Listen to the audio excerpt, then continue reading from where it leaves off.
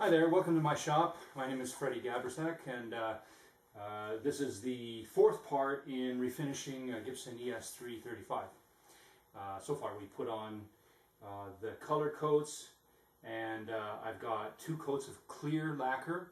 This is nitro lacquer, and now I'm just sanding it down and getting all imperfections and dust specks and such out of the finish, and we're going to put one final coat of clear nitro lacquer on and then buff it out. So here we go. So what I'm using here is 400 grit wet and dry sandpaper in some warm water with a little bit of dish soap added for lubrication so that the paper doesn't get clogged up with the lacquer material.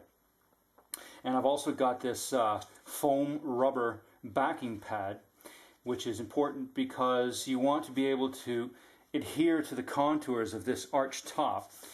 And the reason that this needs to be sanded smooth before the final coats is because you know, the substrate, what we call the substrate, which is what the paint goes on, needs to be perfect if you want the end product to look like showroom perfection. And so I am getting this to a point where it's dead smooth. There are no blemishes anywhere, no dust specks, no pits, no orange peel. That's another one. We want to get rid of all orange peel so that after we put the final coat on, we can let it sit and then sand it out with very fine sandpaper, not 400 grit like this is, but perhaps 1,000 or 1,200 grit paper, and then onto the buffing wheel, and it will be like it'll have a mirror-like finish. You can see the way I'm working this pad. I go with the flow of the contours. And because it's foam rubber, it does adhere and bend itself to those contours. Because the last thing you want is a little lumpy area somewhere, or some kind of anomaly like that. Everything has to flow.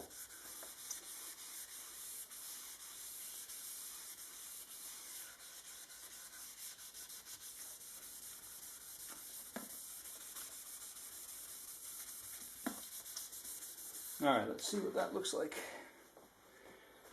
with all the slurry removed. Okay, I can see I've got a little bit to go here. There's a pit right there, and a little bit of orange peel still. I can see a couple of tiny little pits here. You probably can't see it on the camera. And a little bit of orange peel here still. Now the danger is, of course, you never want to burn through, and by that I mean sand so much that I actually sand through the clear coat, and the worst case scenario would be sanding through the black, because then I'll hit white patch, and all those procedures, all those steps will have to be done over again. The black, the clear coat, and that's very time consuming. So you want to be careful on corners and edges. That's the first place that you can easily burn through, or on high spots like these high spots in the horns here. That again, if you're not careful of avoiding hitting the high spots, that's going to be the first place to go. It's going to be the first place you burn through. But we're looking good. Everything's looking safe and sound.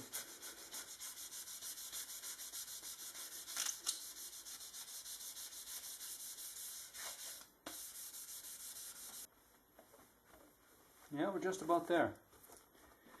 I think I've got all the little pits here on this side. All the orange peel is gone on this side. I've got a tiny bit of orange peel left here and a little dust speck there. And a tiny bit of orange peel right in there. So I'm going to attack that next. And hopefully this last round should take care of it. Aha, I see. I did burn through I burned through a layer of clear coat right there, although I didn't burn through the black. Now that would have been disastrous, but I could see that I did burn through just a little bit of clear coat. That's still, we're safe with that. But if I had gone even a little bit further, I might have been in real danger of burning through that black. Right where I said, the high spot of the horn.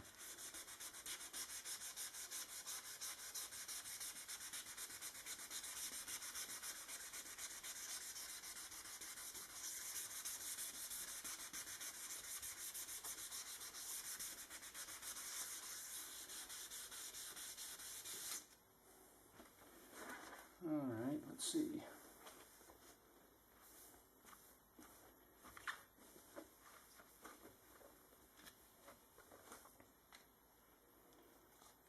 Oh, one little blemish right there, and that's it. All right, we are now ready for the final coat of clear nitro lacquer.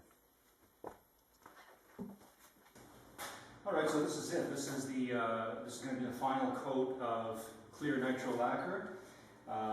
It's all prepped, sanded, smooth, ready to go, and I'm using an HVLP spray system. That stands for high volume, low pressure, and what that means is that opposed to a traditional spray gun, this doesn't have a lot of overspray. So the amount of material that I use, most of it ends up on the guitar itself and not wasted in the atmosphere. All right, so here we go.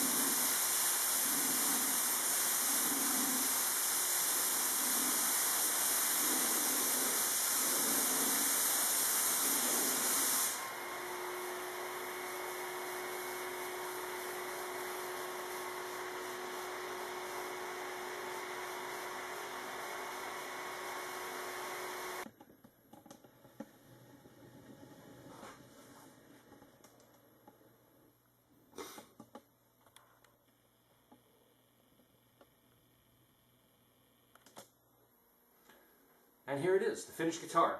So as you can see, I put it all back together and polished the lacquer out, and it's beautiful, I think. Flawless.